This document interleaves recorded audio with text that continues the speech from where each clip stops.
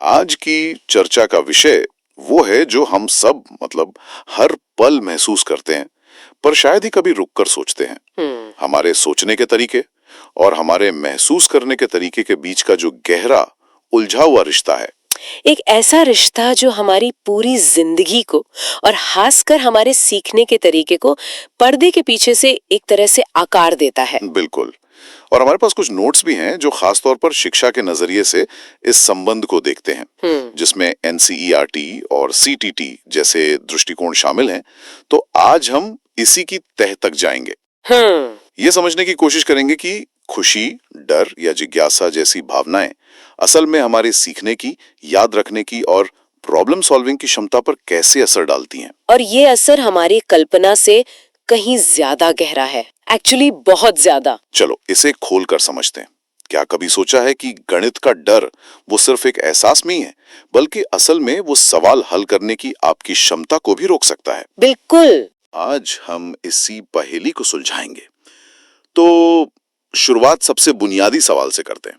जब हम कहते हैं संज्ञान या कॉग्निशन, तो इसका ठीक ठीक मतलब क्या है? संज्ञान मतलब आसान भाषा में कहें तो ये हमारे दिमाग का सॉफ्टवेयर या ऑपरेटिंग सिस्टम है। Operating system. हाँ, हमारे स्रोत बताते हैं कि ये वो सारी दिमागी कसरतें हैं जिनसे हम कुछ जानते हैं, सोचते हैं, समझते हैं, याद रखते हैं, तर्क करते हैं और जुगाड़ लगाकर समस्याएं हल करते हैं। अच्छा। जानकारी को लेना, उसे प्रोसेस करना और फिर उसका इस्तेमाल करना, ये पूरा चक्कर ही संज्ञान है।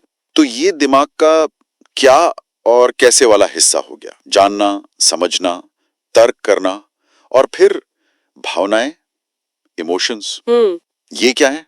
क्या ये सिर्फ एहसास है? भावनाएं हमारी अनुभूतियां तो हैं ही, जैसे खुशी, डर, गुस्सा, प्यार, चिंता। लेकिन यहाँ आकर्षक बात यह है कि ये सिर्फ एहसास नहीं है। अच्छा। ये शक्तिशाली इंजन है जो हमारे व्यवहार और हमारे सीखने की प्रक्रिया को सीधे तौर पर चलाते हैं। ये हमारे अनुभव को, कह सकते हैं, रंग देती हैं। बिना भावनाओं के हमारी यादें भी बस काले और सफेद डेटा की तरह होती। मुझे तो हमेशा लगता था कि सोचना एक ठंडा तार्किक काम है और महसूस करना एक अलग गरम भावनात्मक चीज है, जैसे दिमाग एक तरफ और दिल दूसरी तरफ। हाँ, ये सबसे आम धारणा है। तो क्या ये दोनों दिमाग के अलग अलग कमरों में काम करते हैं? नहीं, और यही सबसे दिलचस्प बात है। सच्चाई इससे कहीं ज्यादा जटिल है। हमारे स्रोत इस बात पर जोर देते हैं कि संज्ञान और भावनाएं आपस में गहराई से जुड़ी हुई हैं, एक दूसरे पर निर्भर हैं। ये अलग अलग नहीं है, बल्कि एक ही सिक्के के दो पहलू हैं। मतलब ये एक दूसरे से लगातार बात करते रहते हैं? बिल्कुल, ये एक दो तरफा रास्ता है, एक 2-वे स्ट्रीट। अच्छा, तो हमारी भावनाएं बदलती हैं तो हमारी सोच बदल जाती है। हाँ, और अगर हम अपनी सोच बदलें तो अपनी भावनाओं को काबू कर सकते हैं। बिल्कुल। ये एक निरंतर चलने वाला संवाद है। मान लीजिए आप किसी परीक्षा को लेकर चिंतित हैं। ये चिंता जो आपकी भावना है, आपके दिमाग की ध्यान केंद्रित करने और याद करने की क्षमता, मतलब आपके संज्ञान को मुश्किल बना देगी। हाँ, ऐसा होता है, लगता है कि सब कुछ भूल रहे हैं। सही। और वहीं दूसरी ओर, अगर आप तर्क का यानी संज्ञान का इस्तेमाल करके खुद को समझाते हैं कि मैंने अच्छी तैयारी की है, मैं ये कर सकता हूँ, तो आप अपनी चिंता यानी भावना को कम कर सकते हैं। वाह, ये तो दिलचस्प है। अगर हम बड़ों में रिश्ता इतना शक्तिशाली है, तो बच्चों में इसका क्या असर पड़ता होगा, जिनका दिमाग और दिल दोनों ही विकास कर रहे होते हैं? बच्चों के मामले में ये असर 10 गुना ज्यादा होता है और बहुत सीधा होता है। हमारे नोट्स इस बात को बहुत साफ तौर पर बताते हैं। सकारात्मक भावनाएं जैसे खुशी, उत्साह और खासकर जिज्ञासा। हाँ, जिज्ञासा सीखने की प्रक्रिया को बढ़ावा देती है। जब कोई बच्चा किसी चीज को लेकर जिज्ञासु होता है, तो उसका दिमाग असल में एक स्पंज की तरह हो जाता है। हाँ, स्पंज की तरह? हाँ, वो जानकारी को सोखने के लिए तैयार होता है। वो सवाल पूछता है, खोजबीन करता है और इस प्रक्रिया में सीखी हुई बातें उसे लंबे समय तक याद रहती हैं। तो जिज्ञासा एक तरह से दिमाग के लिए एपेटाइजर जैसा है, जो सीखने की भूख जगाता है। बहुत अच्छी उपमा है, बिल्कुल। और इसका उल्टा भी उतना ही सच है और शायद ज्यादा असरदार भी। मतलब नकारात्मक भावनाएं? हाँ, भय और चिंता जैसी नकारात्मक भावनाएं संज्ञान को ब्लॉक कर देती हैं। ब्लॉक कर देती हैं? मतलब सोचने समझने की शक्ति में रुकावट डालती है। जब कोई बच्चा डरा हुआ या चिंतित होता है, तो उसका दिमाग एक तरह से सर्वाइवल मोड में चला जाता है। Survival mode. उसकी सारी ऊर्जा उस डर या चिंता से निपटने में लग जाती है और सीखने जैसी जटिल मानसिक प्रक्रिया के लिए कोई बैंडविड्थ ही नहीं बचती। खतरे को भांपता है, जिसे एमिगडाला कहते हैं, वो तर्क करने वाले हिस्से मतलब प्रीफ्रंटल कॉर्टेक्स को हाईजैक कर लेता है। और इसी से जुड़ा एक और महत्वपूर्ण बिंदु है भावनात्मक सुरक्षा। भावनात्मक सुरक्षा? जब कोई भावनात्मक रूप से सुरक्षित महसूस करता है तो उसकी एकाग्रता बढ़ जाती है। उसे गलतियां करने से डर नहीं लगता, क्योंकि उसे पता है कि उसे स्वीकार किया जाएगा, उसका मजाक नहीं उड़ाया जाएगा। लेकिन क्या थोड़ा बहुत डर जरूरी नहीं है? जैसे परीक्षा का डर ना हो तो शायद कोई पढ़ेगा ही नहीं। कहाँ पर ये चिंता रुकावट बन जाती है? ये एक बहुत जरूरी सवाल है। मनोविज्ञान में दो तरह के तनाव की बात होती है। एक है यूस्ट्रेस मतलब अच्छा तनाव, और दूसरा है डिस्ट्रेस मतलब बुरा तनाव। अच्छा। परीक्षा से पहले की थोड़ी सी घबराहट जो आपको पढ़ने पे मजबूर करे, वो यूस्ट्रेस है, वो आपको प्रेरित करता है। लेकिन जब यही डर इतना ज्यादा हो जाए कि आप किताब खोलते ही कांपने लगे और आपको सब कुछ खाली लगने लगे, तो वो डिस्ट्रेस है। ये आपकी क्षमता को पंगु बना देता है। स्कूलों में अक्सर ये महीन रेखा पार हो जाती है। हमारे नोट्स में कक्षा के कुछ उदाहरण हैं, जैसे वो गणित से डरने वाला बच्चा। हाँ, ये एक क्लासिक उदाहरण है। एक बच्चा जिसमें गणित के सवाल हल करने की पूरी क्षमता है, लेकिन अगर उसे बार बार ये कहा गया है कि तुम गणित में कमजोर हो, या हर गलती पर उसे डांट पड़ी है, तो वो डर उसकी सोचने की क्षमता को रोक देगा। मतलब सवाल देखते ही दिमाग खाली हो जाएगा। एकदम, भले ही उसे उसका हल आता हो। ये डर एक मानसिक दीवार खड़ी कर देता है। और इसके विपरीत वो भाषा का उदाहरण भी है। सही। एक प्रेरित बच्चा जिसे कहानियों में या भाषा में रुचि है, वो न केवल आसानी से पढ़ता है, बल्कि अपने विचार भी पूरे आत्मविश्वास से व्यक्त करता है। अच्छा। उसकी रुचि जो एक सकारात्मक भावना है, उसे और ज्यादा पढ़ने और सीखने के लिए प्रेरित करती है, जिससे उसका भाषा कौशल यानी संज्ञान और भी मजबूत होता है। तो ये एक सकारात्मक चक्र बनाता है। बिल्कुल, ठीक वैसे ही जैसे गणित का डर एक नकारात्मक चक्र बनाता है। ये सब सुनने में तो बिल्कुल आम समझ की बात लगती है ना? हाँ, है तो फिर हमारे स्कूल, जहाँ अकादमिक दबाव इतना ज्यादा होता है, इस विज्ञान को कितनी जगह देते हैं? एनसीईआरटी इस पर क्या कहता है? अगर हम इसे बड़ी तस्वीर से जोड़ें, तो एनसीईआरटी इस बात पर बहुत जोर देता है। वो मानते हैं कि सीखना सिर्फ एक संज्ञानात्मक या दिमागी प्रक्रिया नहीं है, ये महज तथ्यों को रटना नहीं है। तो फिर क्या है? हमारे नोट्स के अनुसार एनसीईआरटी मानता है कि सीखना एक भावनात्मक, सामाजिक और संदर्भ पर आधारित प्रक्रिया है। सीधी सी बात है, एक भावनात्मक रूप से सुरक्षित और सहायक वातावरण में बच्चा कहीं बेहतर सीखता है। इसका मतलब है कि सीखने का माहौल उतना ही जरूरी है जितना कि सीखने की सामग्री, बल्कि मैं तो कहूंगी कई मामलों में उससे भी ज्यादा। हाँ, आप बच्चे को दुनिया की सबसे अच्छी किताब दे सकते हैं, लेकिन अगर बच्चा डरा हुआ, अपमानित या अकेला महसूस कर रहा है, तो वो किताब उसके लिए बेमानी है।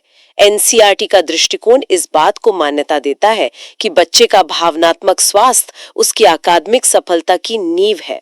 अगर नींव कमजोर है, तो आप उस पर ज्ञान की कितनी भी ऊंची इमारत खड़ी करने की कोशिश करें, वो ढह जाएगी। इसका मतलब तो ये हुआ कि एक शिक्षक की भूमिका सिर्फ जानकारी देने या पढ़ाने से कहीं ज्यादा हो जाती है। बहुत ज्यादा। वो एक तरह से क्लास के भावनात्मक वास्तुकार बन जाते हैं, इमोशनल आर्किटेक्ट। निश्चित रूप से शिक्षक की भूमिका यहाँ बहुत बहुत महत्वपूर्ण हो जाती है।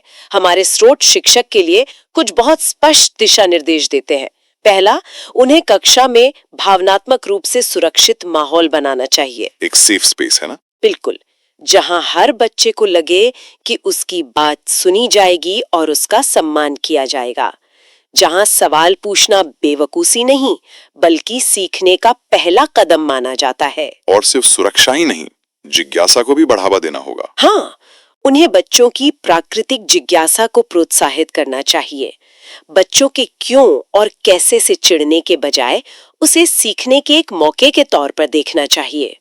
और सबसे जरूरी, भय और दंड का इस्तेमाल करने से बचना चाहिए। ये बहुत जरूरी पॉइंट है। सजा का डर शायद कुछ देर के लिए अनुशासन ला सकता है, लेकिन ये सीखने की स्वाभाविक इच्छा को हमेशा के लिए खत्म कर देता है। जब आप ये कह रहे हैं तो मुझे अपने स्कूल का जमाना याद आ रहा है। हमारे एक टीचर थे जो कभी किसी को डांटते नहीं थे। अगर कोई सवाल नहीं कर पाता था तो वो मुस्कुराकर कहते थे, कोई बात नहीं, चलो मिलकर कोशिश करते हैं। अरे वाह। और कमाल की बात है कि उनकी क्लास में सब सबसे ज्यादा सीखते थे। शायद यही वजह रही होगी। बिल्कुल, यही तो है आत्मविश्वास पैदा करना। जब शिक्षक कहता है चलो मिलकर कोशिश करते हैं, तो वो बच्चे को ये संदेश दे रहा होता है कि तुम अकेले नहीं हो और कोशिश करना जरूरी है, सफल होना नहीं। सही बात है। और ये सब करने के लिए शिक्षक को अपने छात्रों की भावनात्मक जरूरतों को समझना होगा। हर बच्चा अलग है, उसकी भावनाएं अलग हैं। एक अच्छा शिक्षक सिर्फ विषय नहीं पढ़ाता, वो अपने छात्रों को भी पढ़ता है। ये विचार सुनने में तो बहुत स्वाभाविक लगता है, लेकिन क्या ये नया है या क्या प्रसिद्ध मनोवैज्ञानिकों ने भी इस संबंध पर पहले बात की है? बड़े नामों का जिक्र करते हैं, जैसे जीन पियाजे। हाँ। उन्होंने संज्ञानात्मक विकास के चरणों की बात की। उन्होंने बताया कि कैसे बच्चे की सोचने समझने की क्षमता उम्र के साथ विकसित होती है। ये हमें संज्ञान वाले हिस्से को समझने में मदद करता है। और वाइगोत्स्की, उनका नाम भी अक्सर सुनने में आता है। हाँ, ये वाइगोत्स्की, उन्होंने सामाजिक सहभागिता और भावनात्मक सहारे के महत्व पर जोर दिया। अच्छा। उनका एक बहुत ही दिलचस्प सिद्धांत था जिसे जोन ऑफ प्रॉक्सिमल डेवलपमेंट कहते हैं। अच्छा, ये क्या है? इसका मतलब है कि हर बच्चे के सीखने का एक दायरा होता है। एक तरफ वो जो वो खुद कर सकता है और दूसरी तरफ वो जो वो मदद से कर सकता है। वाइगोत्स्की ने कहा कि सीखना इसी मदद वाले दायरे में होता है, और ये मदद सिर्फ तकनीकी नहीं बल्कि भावनात्मक भी होती है। बिल्कुल, एक शिक्षक का प्रोत्साहन और सहारा उस पुल की तरह काम करता है जो बच्चे को उस पार ले जाता है। और एरिक एरिक्सन का भी जिक्र है। उनका काम इससे कैसे जुड़ता है? एरिक्सन का काम तो सीधे तौर पर ये दिखाता है कि कैसे भावनात्मक विकास सीखने की प्रक्रिया को प्रभावित करता है। उनके मनोसामाजिक विकास के सिद्धांत में जीवन के 8 चरण हैं और हर चरण में एक भावनात्मक चुनौती होती है। जैसे उदाहरण के लिए 3 से 5 साल की उम्र में पहल बनाम दोष की अवस्था आती है। इस उम्र में बच्चा खुद से चीजें करने की कोशिश करता है, सवाल पूछता है, खोजबीन करता है। अगर इस पहल के लिए उसे सराहा जाए तो उसमें आत्मविश्वास आता है। लेकिन अगर हर बात पर उसे डांटा जाए, ये मत छुओ, चुप बैठो, क्या फालतू सवाल पूछ रहे हो, तो उसमें अपराध बोध या गिल्ट की भावना घर कर जाती है। और यही बच्चा आगे चल के क्लास में हाथ उठाने से डरेगा। बिल्कुल, क्योंकि उसे अंदर से लगेगा कि उसकी पहल एक गलती हो सकती है, कि उसका सवाल फालतू हो सकता है। वो जोखिम लेने से डरेगा। तो हम देखते हैं कि ये महज एक शिक्षण पद्धति नहीं, बल्कि एक मजबूत मनोवैज्ञानिक सिद्धांत है जिसे कई अलग अलग दृष्टिकोणों से समर्थन मिला है। तो आज की चर्चा का सार यही है कि दिमाग का दरवाजा दिल से होकर गुजरता है। संज्ञान और भावनाएं, मतलब सोचना और महसूस करना, ये दो अलग अलग चीजें नहीं हैं। बिल्कुल नहीं। ये ऐसी प्रक्रियाएं हैं जो एक दूसरे से अटूट रूप से जुड़ी हैं और मिलकर बच्चों के सीखने और विकास को आकार देती हैं। बिल्कुल, हमें ये याद रखना होगा कि सीखना एक समग्र प्रक्रिया है। हम दिमाग को दिल से अलग करके नहीं देख सकते, खासकर जब बात शिक्षा की हो। जैसा कि हमारे स्रोतों ने बार बार जोर दिया, एक भय मुक्त, बाल सुलभ और भावनात्मक रूप से सुरक्षित वातावरण ही सीखने की असली बुनियाद है। जब बच्चे खुश होते हैं, सुरक्षित महसूस करते हैं और प्रेरित होते हैं, तभी वे अपनी पूरी क्षमता तक पहुंच पाते हैं। जाते जाते एक विचार सबके लिए छोड़ते हैं। हमने ये तो विस्तार से देखा कि भावनाएं हमारे सीखने की क्षमता को कैसे प्रभावित करती हैं। डर हमें रोकता है, जिज्ञासा हमें आगे बढ़ाती है। हाँ। पर क्या हमें इसके दूसरे पहलू पर भी सोचना चाहिए? क्या जानबूझकर कुछ नया सीखना, नई चीजों को समझना और नई समस्याओं को सुलझाना हमारी भावनात्मक स्थिति को बेहतर बनाने का एक तरीका हो सकता है? ये एक बहुत ही दिलचस्प सवाल है। क्या ज्ञान की खोज अपने आप में एक भावनात्मक रूप से फायदेमंद अनुभव हो सकती है, जो हमें चिंता या उदासी से बाहर निकालने में मदद करे? क्या सीखने की प्रक्रिया खुद एक थेरेपी हो सकती है? इस पर विचार करना वाकई जरूरी है।